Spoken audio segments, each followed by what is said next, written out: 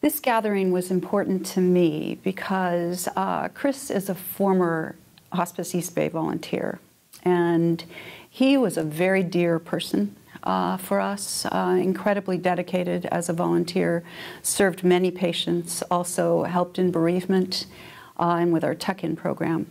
But I think the Chris that I now know over the last year or so since I've known that he's had been diagnosed with early onset Alzheimer's is someone who is so incredibly real, laughs openly, is open to hearing what people have to say in a way that we don't spend much time in our lives taking time to really be present. And I think he is a wonderful model of presence that I think we all can benefit from seeing.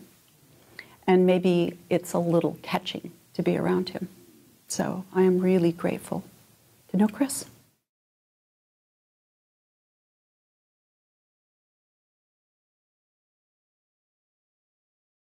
Hello and welcome.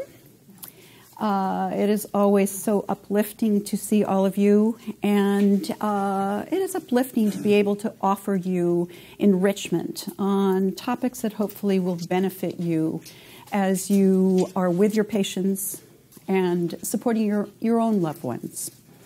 So today our topic is going to be We Are Not Alone, the personal journey of a friend with early onset Alzheimer's, and the ways in which we might apply what we learned today in both our personal lives and in the work that we do. So let me introduce our two speakers.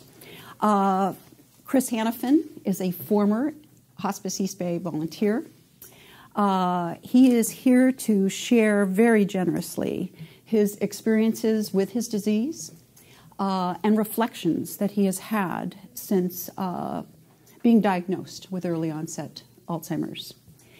And thank you, Chris. And Beth Logan. Beth is one of our social workers at Hospice East Bay. And Beth is here to share suggestions for ways in which we might support, again, patients in the field, as well as loved ones who may have dementia. So thank you both. How much time do we have? You have... Days. Totally. We technically have until 2. Okay. So, okay. Right. With that, Chris. Hello, everyone. This is really exciting for me to be here. One of the things we were talking about, well, what do we want to call this? The last time we did it, we called, what did we call it? Alzheimer's. It's not just for old people anymore. So this time we did. I think this time we're calling it "We Are Not Alone," and that comes out of my experience, and we'll talk about that.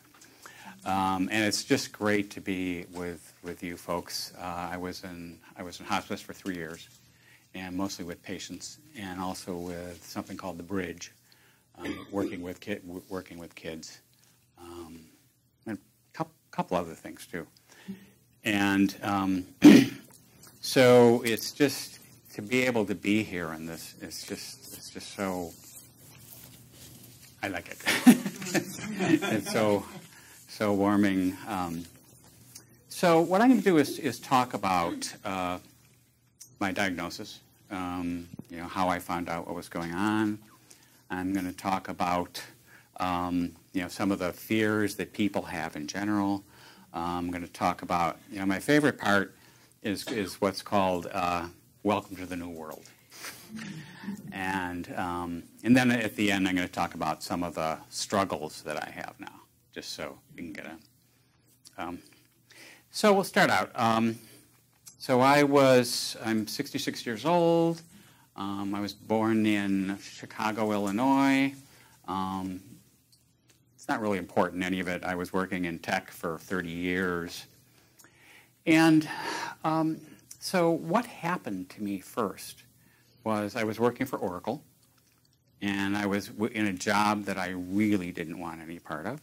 I got moved into it after I was in my dream Position. Thank you. So I was put in training, and so there were two of us had to do each of these things. So I'm sitting next to this woman that I barely know, and we're each kind of doing that, and I've never been able to do anything other than that, but I could always do it really fast.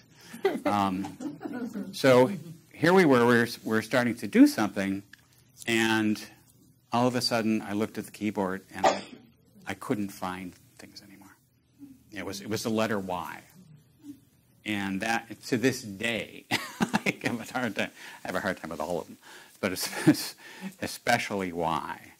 And that, that kind of started me on my journey of, so what's going on? And I just throw this in because I do. I have a new grandson. Never had a grandson before, and he's just a little over 2.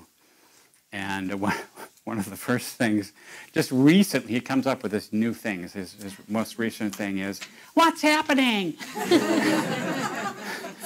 And that's what I was doing, like, "What's happening?"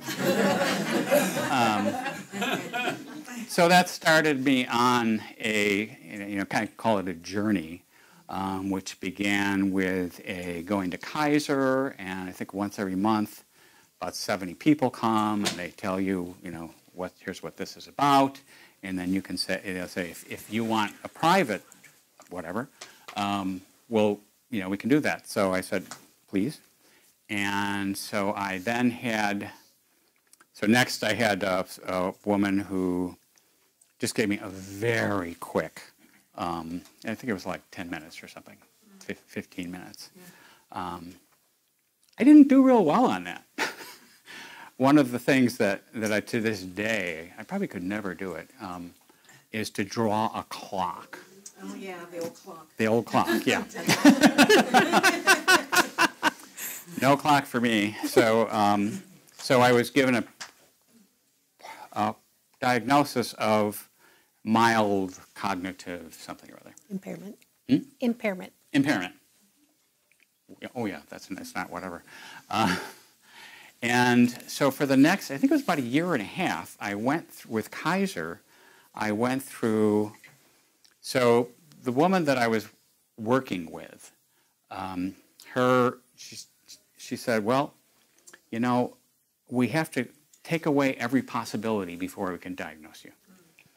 So it started with some testing, and come back in a month or 6 months, and let's see how you're doing. So that was like, well, that's not very much, because I didn't know at the time, but they were aware that one of my problems was visual. So they said, maybe you need cataract surgery. So I got cataract surgery, which is kind of cool. I don't wear glasses anymore. And finally, after, I think it was like a year and a half, eventually that woman in Kaiser gave up.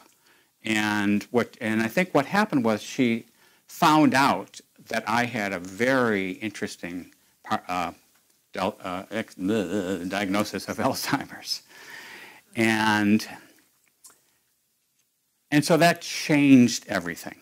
So all of a sudden, I spent, I think it was about, let's say, half a year, maybe 1/4 of a year or something, at UCSF. And if you're ever going to get anything wrong with you, go to UCSF. And within not very long, I had all sorts of testing. Like, I think the first time I guess it was the last time I had 3 days of testing. And so, and I kind of knew, by that time I knew, I just knew. And so this kind of ended with had all this, and so then the doctor came in with every other person who had looked at me. And we spent an hour together, and he kind of walked me through everything. And he told me that my diagnosis was, posterior cortical atrophy. Okay. Which, and it says something like a version of Alzheimer's or something like that. It is. They don't quite know yet if it's a separate disease, but it's mimicking a lot of what Alzheimer's is, and some people have the plaques and tangles, as people with Alzheimer's always do. And Chris says that he does know that he has plaques and tangles. So it's wonderful that we're at a stage now where we can do these differential diagnoses. Before, everybody had Alzheimer's disease, but then we started getting more specific and learning that some of these people that we're saying have Alzheimer's actually have Lewy body disease, which is a different disease. There's different changes happening in the brain. Or the frontal temporal lobe disease, which again has a different set of changes that are going on, and also require very different medications. So if you don't know the difference, which we didn't before, I mean, we were giving people with Lewy body disease, because they act like they have Parkinson's, Sinemet, which is causing them to hallucinate all over the place. So it's been really wonderful that we can really refine these diagnoses. And this is a newer one, actually, and it's tremendous. Posterior cortical atrophy. Should I explain what's happening a little bit? Go for it. I wrote it down. It's in the posterior part of the brain. It's in the back of the brain. And if you look at that brain diagram that we've given you, yeah. Second to last page.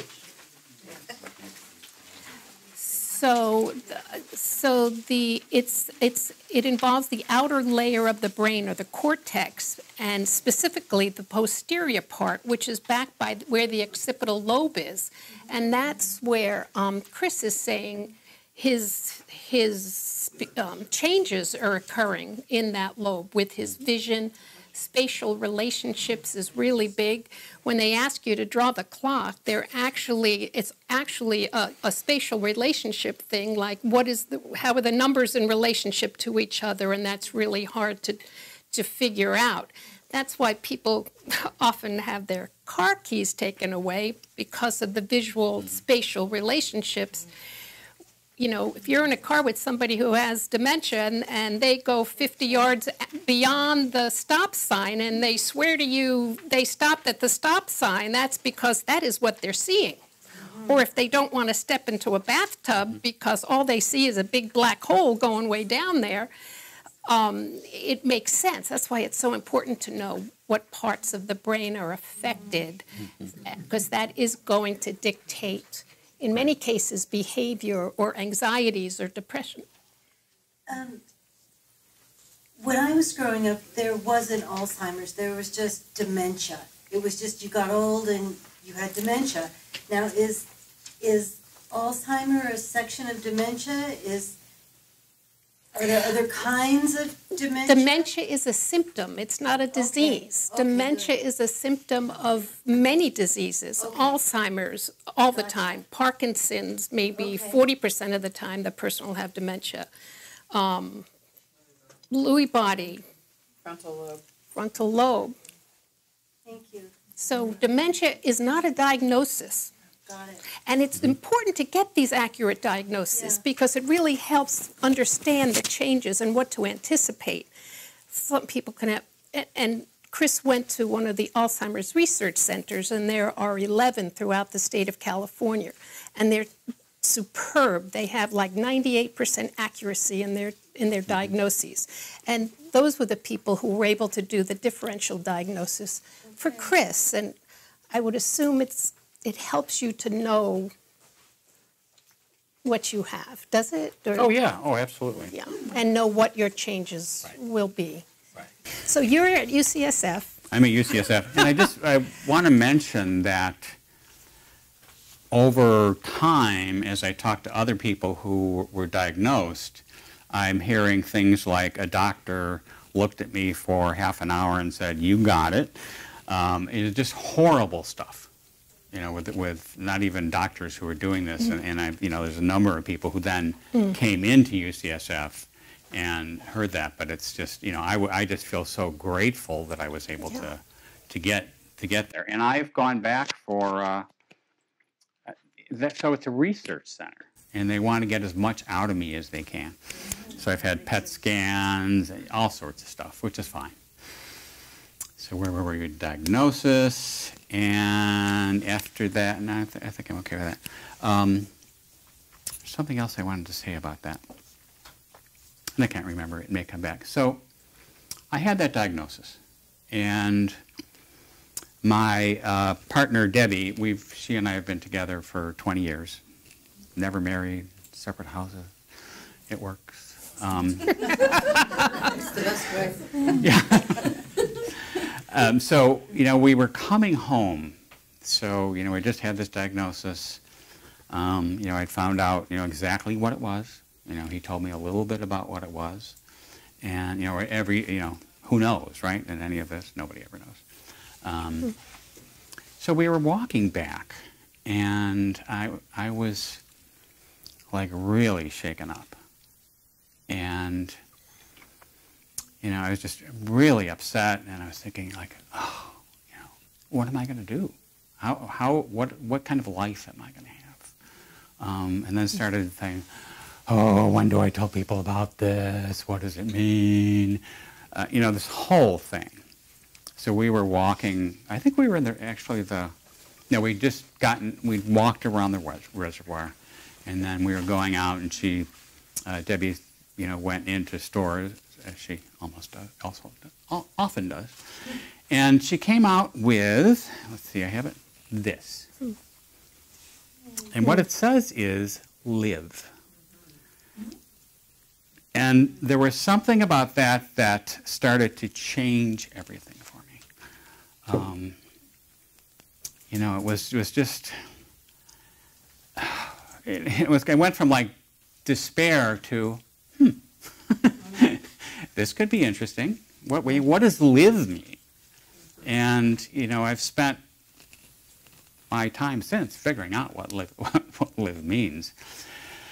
But the next thing that happened was that so dear Debbie immediately, and I've been in a number of 12-step groups for a long time, so I'm used to that. I love that, and I know that, you know, what would keep me going was we are not alone. You know, that's part of why I'm talking about this. And within a day, Debbie had found out that in Lafayette there was a support group, and I was able to get into it within I think 2 weeks. So let me tell you about the support group. There's 8 of us, and we have the best one. Seriously, everybody, you know, there's some kind of magic in this one that, you know, we talk, you know, part of what, you know, out in the world, you know, a lot of us don't feel comfortable telling everybody what's going on, right? In this support group, we can say anything we want to anybody we want, anytime at all. And over the course, I think my diagnosis, I think, it was a year ago. And so I've been with that support group for about a year. And the way I should mention the support group is there's 2 parts. So when we come in, Debbie goes that way, I go that way. And so the people who are the caregivers, or minders, as some of us say, so they're by themselves, and we're by ourselves. And when I figured out not long after that is that what we really needed to do, because there's these people, we don't have much time to talk to each other. So we had everybody over for dinner. And that was just so amazing. And then we've had a couple more over time that I think just, you know, brings everyone together, and it's just been really, really spectacular to do that. So back to more on the support group. So after, you know, when I first day I was at the support group, I went to Judy, who Beth knows. She's kind of like the big mama of the Alzheimer's in Lafayette. And I said, what else can I do? Because I've learned that, you know, one of the things that keeps me sane is to be with other people, you know, get out of my head. And so what I'm about to say is this is the coolest thing I get to do. So we've got, you know, where we have a support group, but there are people out there who can't get to a support group. So what I do is I've got 3 people assigned to me, and every other Wednesday, which is why I couldn't do that with you anymore, I call each one of those people. And, you know, they're wide difference in who they are.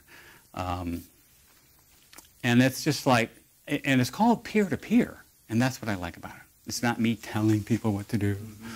It's about, you know, just talking to people and saying, hey, what's your day like? Here's what my day is like. And it's just magic. I think about 3 months ago, I got a new patient, peer, who's 52 years old. And the first conversation I had with her was her crying the whole time. And over time, she has come to, you know, just to accept, she does not accept it. She's going for some more testing today, and she said, oh, I really hope this helps me to get better. You know, and I wasn't about to say, no. You know, people live with whatever they need to live with. So that's been really, really important to me to do that, to get that kind of connection with people. So the next thing that I learned was, so I had my support group, and I'm not quite sure how this, when or why this happened. It was pretty soon after. I heard somebody say, you know what? All of us have multiple lives. Not like meaning. So I was working with, you know, with this, and then I moved, and I had a new life here. And you know, we all have this, right? You know, it's not like, well, I'm sure there are some people who never move or something, but that certainly was not my experience. And something just went boom in my head. Luckily, it wasn't that. And so here's what I learned. There's so many things. So I call it Welcome to the New World. And what that meant to me is I can do whatever I want. And it's where a lot of people get stuck. I mean, not just in Alzheimer's, where a lot of people get stuck is they don't want to change. They don't want things to be different. And what I learned and figured out was, not on my own, is if I have a disease, I'm in a new world, and I can create anything I want. You know, it's not, you know, I have to be back here, I have to do all this stuff. It's kind of like, okay. And, you know, I'm trying to think of all the things I have. I have amazing gratitude. I have a willingness to be with people. I have, God, there are so many things about that, and I just kept putting these down, and I'm not going to look at those. But you know, it was basically like, okay, what do I want to do now? And I'll give you an example of what happened. I've always liked hiking, but for a long time I have not hiked. And there's a group called the Orinda Hiking Club, which is amazing. Yeah, and they have, not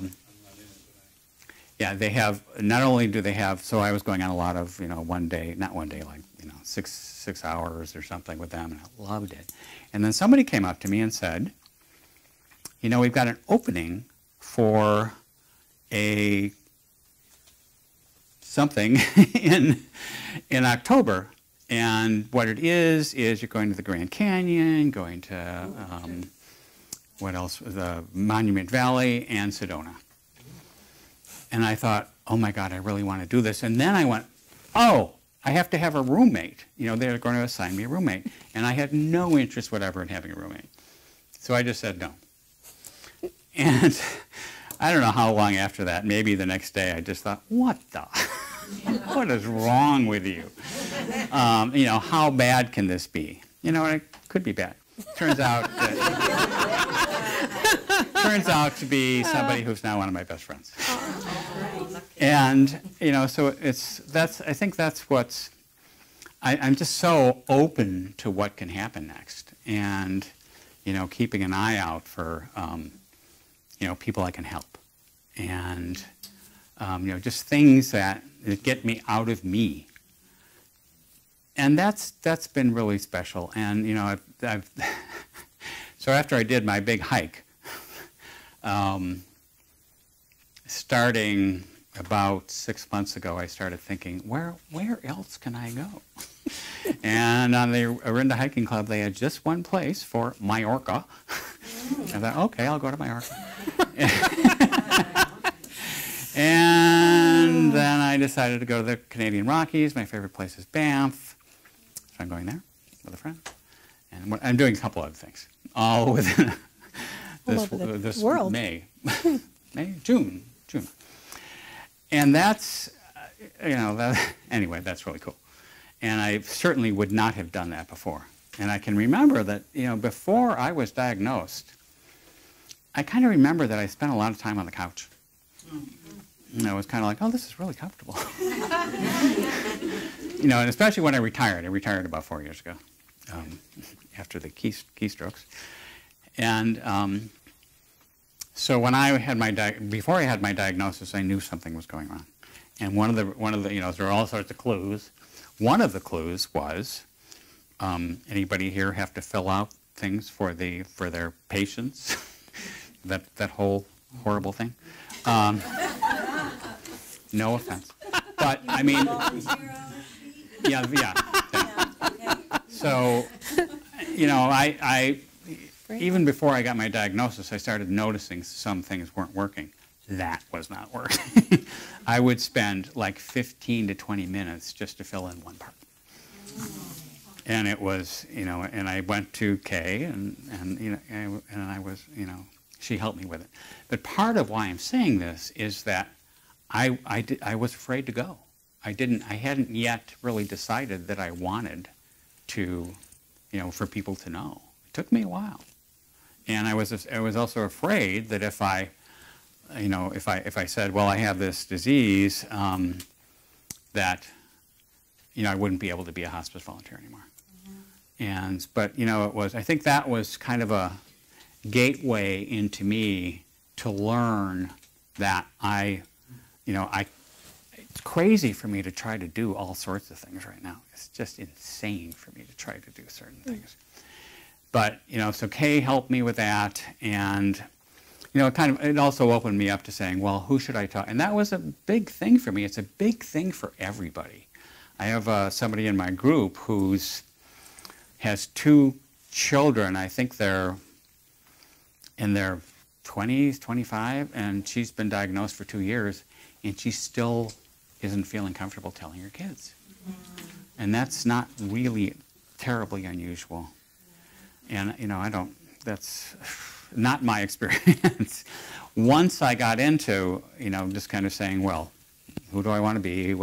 I went to all of my best friends and told them, you know, one by one by one by one.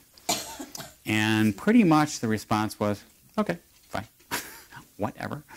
And that's been, you know, and I had a couple other things I did. One of my favorite stories is I started thinking about who else do I want to tell about this. And I have these cousins who, I don't see them very often. You know, I grew up with them, and so we had a reunion. And I think there were like 50 people there. And I was talking to one of my favorite people of the Sages is Dr. John, who's one of the first people who put together hospices in Chicago. And I said to him, you know, I really feel like I want to let people know what's going on what do you think? And he told me a story about how he had cancer, and he took him a long time to tell his family. And he said something to me that really moved me. He said, these are people who love you. Why not tell them what's going on in your life? So I come out, and there's a big photo op, right, of these 50 people. And after they finished the photos, I said, could you, hello, I have something to say. And to all 50 people, I just said in about 2 minutes, here's what's going on. I want you to know what's going on because I want you to know what's going on in my life. Wow. 2 people came up and talked to me. And I'm not saying that as a bad thing, but I think people have such a fear, or they don't know what to say. If anybody has not read this book, it's by Cheryl something or other. Sandberg, yeah. And it's about grief.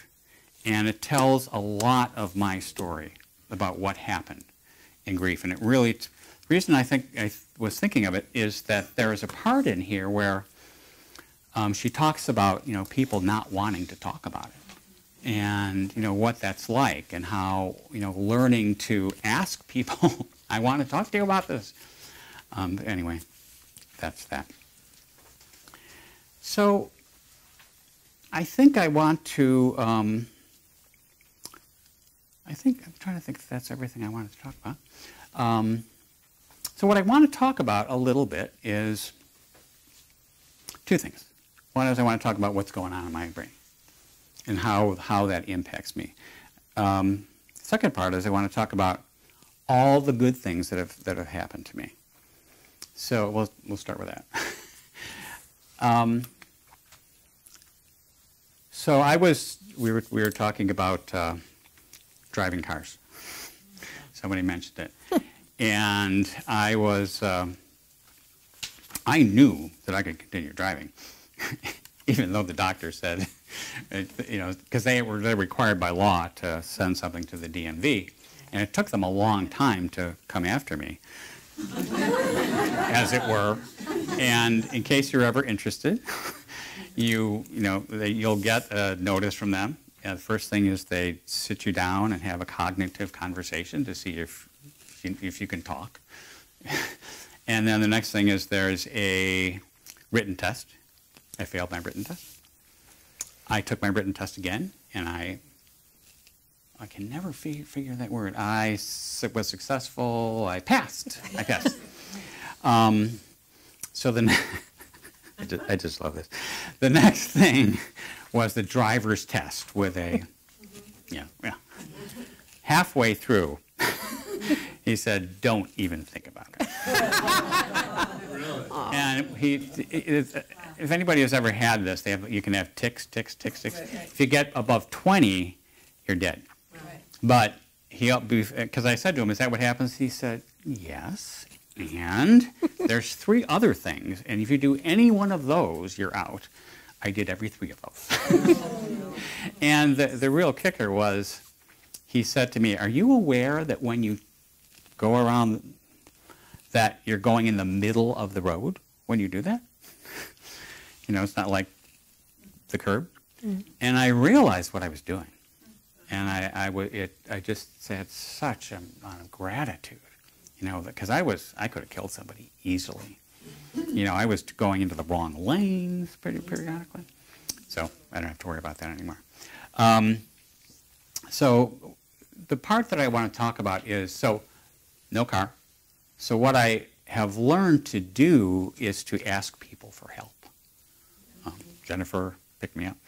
And I have I have people who just come and get me. And a lot.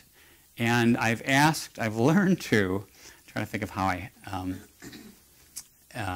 I phrase this. It's that I insist, not on people doing things for me, but if I'm talking to someone and I need help, and this has happened, in places like airports where things don't go well, to say, "I need your help." I've gone out to passport control and said, "Can you fill this out for me?" And it's been great, because a lot of people are afraid to ask. And when I talk, one of the first things I talk to on my peers is, you got to start. You got to keep doing this. You got to start. You got to ask for help. We are not alone. Can never do this alone. So the last part, so I'll talk about this. I have to remember. And it was interesting that I looked at this just to see everything that was going on. Oh, here's another part that I wanted to talk about there's something called things that keep me sane. The first one is having friends who take care of me, my support group. Beth helped me realize this one, which is music. I love music, and I think a lot of you probably have been involved in the work of going to people who are in hospice, and what happens when they listen to music. And so I get a little bit of that. Just I keep music around me all the time. I go to symphonies, I go to plays, and that's something that really keeps me sane. And listening to people. People tell me I'm a really good listener. And I like nothing more than anything else. I like just being with people, and people I don't know. I walk up to people I don't know, and I never did that. But if I want to talk to somebody, I do. I just do because they're interesting. We are not alone, and it's So So the other part that I wrote down was things that have really helped me in my life are a bicycle. I got a bicycle after I couldn't, and I've only crashed it twice. And no damage, 3 stitches. So they got the travel, connecting with people, support, and exercise has been huge for me. As far as I can tell, every week, the New York Times comes out with another piece of information about what's the best thing you could do. So I'm a runner, and the latest news is running is the best way to, for anybody. You're going to live 3 extra years or something if you run for, So that was good. So, and I find that, I've really been kind of upping how much I run. I think the other day I ran about 7 miles. But after I do that, I can talk a lot better. It's just like something, it's not quite as fuzzy as it is. And that is so cool. So my current struggles. So memory. Another thing that's really weird is when I'm with people talking like this. I probably stumbled over 10 words or something, maybe 15. But other times, just trying to talk to people, it's just, is one of my favorite things to say. And that, but I've gotten used to it. And in some cases where I'm going to be with people, I warn them. Just kind of like, what? I'm going to stumble around. Deal with it. Or, I'm 66. You know what happens when you get old. You can't remember things. So that's been interesting to me. It's getting worse. You can kind of tell it's getting worse. But nothing that, there is nothing that gets in my way right now. And that includes asking people for help. So that's part of, that's a part of who I am, are those people, you people, and whatever. So, I really can. I can do anything I want. And I'm really grateful for that. So we'll talk more about what I'm struggling with. So memory, people's names, I hate that. Yeah, not long ago was the first time I couldn't remember somebody's name who was a really good friend of mine, and that really freaked me out. Everything takes so long. And so what people have a hard time believing is, so if I'm going out the door, it generally takes me 3 or 4 ins and outs to remember. Okay, but what was I here for? And then, so once I get that, then I go out and I can't remember. It's comical. it's a pain in the ass, but it's, you know, and people in my life are kind of like, yeah, okay, fine. That's how you work. And so simple things, like one of the things I run, and I like to run and listen to music. So I wanted to listen to, and if somebody had sung it, I would be able to tell you, I could sing along, but I couldn't remember the name. And that's becoming a lot, and that is a pain. I want to listen to, don't know what. So that's something I've got to, you know, I really have to keep track of so that I can follow that. Driving, we talked about. Travel can be a real issue for me. So there's nothing, like I said, there's nothing that's really a problem for me. When I got diagnosed, I'm really happy to say I only felt sorry for myself for a couple of days. And I don't know why that happened. But it was like grace, or what's the word I'm looking for? Acceptance. Big. Not fighting against anything. Yeah, it's like that. What were you going to say? I'm trying to think if there's anything else I want to say. Not that I can think of. Maybe this will spur something on, because I had lunch with Chris last week, and any time you spend any time with Chris, it's all about intimacy. I mean, you're going to connect, or the conversation just isn't going to work. And he was talking, and we were very connected, and he said, this is the first time in my life I more consistently don't feel alone. Yeah. And he also shared to me, and I don't think this was selective, that I am happier than I've ever been. Yeah. And when he talked about being on the couch, I could see him at one time doing that. Yeah. So, I don't know. I think the reason why we're here today is to be with Chris and to recognize that we are people first before we are any disease. And I try so hard in the work that I do in hospice, and maybe will change us all, even if it's just in a little way, that we see the people that we're with, not the patient that we're with. And if I could do one thing here to change our charting to P for person instead of patient, I think I might feel good. But it is so true. And I think Chris just demands us to be with him. And I know many of us in the room would also like to put a little chip inside him with his address on it as he's flying all over the world. But he will always ask for help. And Chris is just so brave. And we've done this talk once before.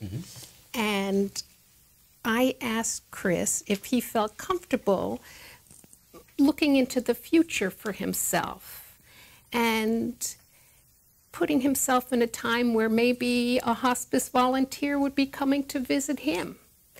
And what would he like from that volunteer? How could that volunteer help him? I'm going to turn it over to you. Oh, I don't remember. Well, actually, do you want me to keep on going? Let me just look for that. I think I... Here, let me whisper it. Tell me about you. Yeah. Okay. So the first one was, tell me about you. When somebody comes in, I don't particularly want to... I just want to know how you're doing. And the second part is, feel free to ask me anything you want. Don't be afraid of me. And that's huge for all of us, I think. To like read to me and can't remember the other ones. Play They were music. brilliant. Oh, play. Play music, read to Play you. music, yeah. I think where I was so touched with, which I've been working with people with dementia for so many years, I never considered talk about me. You said you'd love to know about the latest movies that he might not have seen because you love movies, or the symphony and what's happening, or your grandchildren because you love babies. And tell me about your life. If I can't share for you, you give to me. And we also talked about reminding you in the way we communicate, in that moment, in that intimacy, that he's not alone. Chris, are you on any medication now? Oh, great question. So there's only 3 medications that are out there that can do anything. They all do basically the same thing. Aricept is the most popular one. What it does is it stabilizes you. That's the good news. And I think only 35% of the people does it work for. And like everything in the world of Alzheimer's, we don't know how long it'll last. And to make it even more fun, what they're finding is, so I think I'm pretty stable in the world of Alzheimer's. But what they're finding is that, so when Aricept stops being efficacious, is that a word? That's a good word. So let's say I'm here, I'm going to go there. You just drop. How quickly Fast. does that happen? How quickly does it happen? Does the disease progress?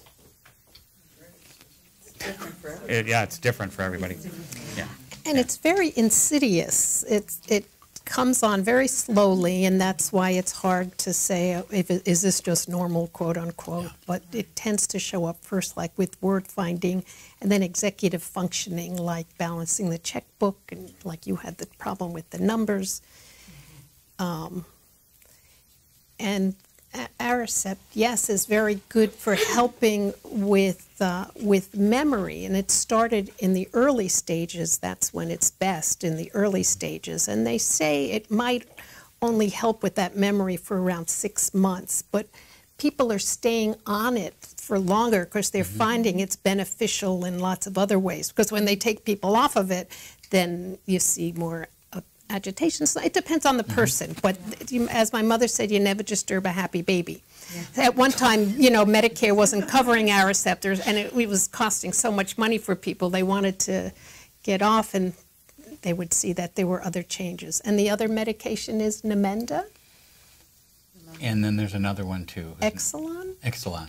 I think all of which do basically the same thing, but not everybody can take Aricept. And I think in our support group, we've got one of each. And Namenda and Aricept together is the best combination. Oh, really? And Namenda kind of helps more with activities of daily living. They found people were able to anyway. I didn't know that. It all depends on who's getting it. And Yeah. Correct me if I'm wrong, Dr. Sample. They do 2 different things. Yeah. They complement each other. Namenda and Aricept. So it would make sense to do both? At the same time. I guess it depends upon the individual, though, and what they're diagnosed with, whether you use one. Yeah, I'm surprised my doctor didn't. And it's suggest very, very common for people in early stages to take an antidepressant, which can be really, really helpful. This has been really a fabulous experience, and one thing that keeps impacting me is your ability to live a day at a time and make the most of every moment. And that's really an example for all of us. At any And stage that in we life. should all be so lucky as to be able to live our life a day at a time and to the fullest. And you are just a fantastic example of that. So thank you. Well, thank you.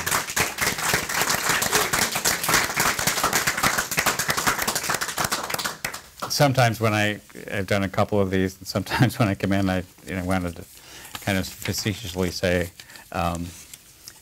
everything I tell you is going to be really trite. You already know all this stuff. You just have somebody with Alzheimer's. My sarcastic part. Just what that rock says that your partner gave you. Yeah. Do you want to tell them about how this all came about, or do you want why we're singing that song and not a golden oldie? So apparently it's here you go. Don't go away. Where are you going? I'm not. Are we going to sit down? Okay. Right. Oh, we No, I want to wasn't stand going up? anywhere. Come on, let's stand up. Okay. Come on, we'll stand up. Want to stand up? I love to do this. Just want to come over here because I can't. We'll share this. Okay, so so when Chris and I were talking about, if a volunteer were to come see him some light years from now, what would he like? And we talked about, you sharing with him how your life is and what's exciting and what's new in the arts and how the kids are. Talk about life, because that's what he loves.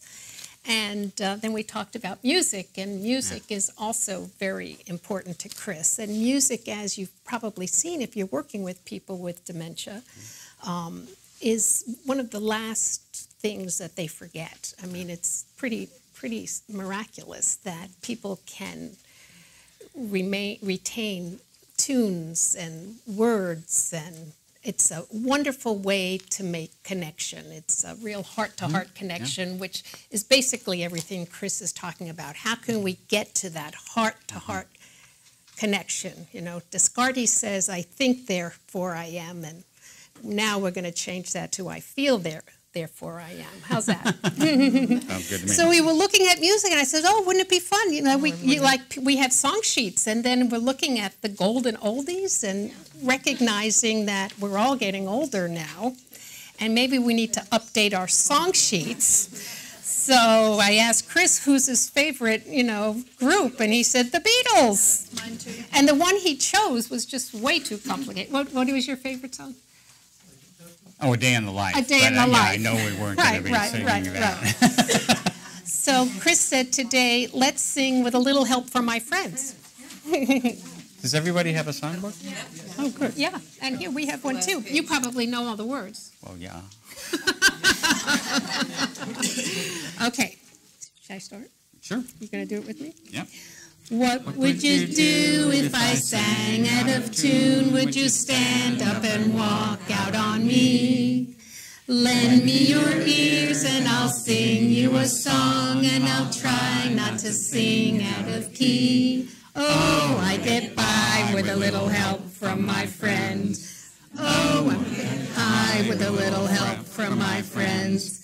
I'm gonna try with a little help from my friends. What do I do when my love is away? Does it worry you to be alone?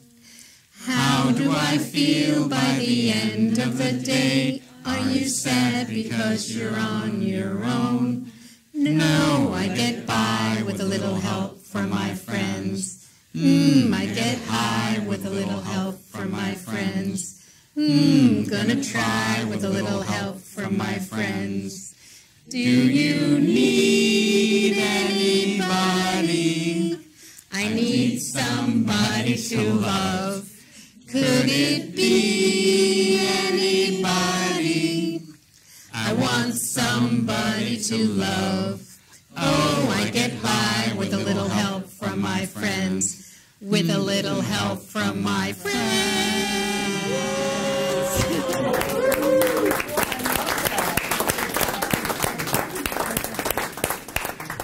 We all thank both of you so much Thank you all for this coming. time. Yeah. Thank you. What? Good. Oh, So surely. Yes. thank you. Thank You are both You guys treasures. are great. They're great.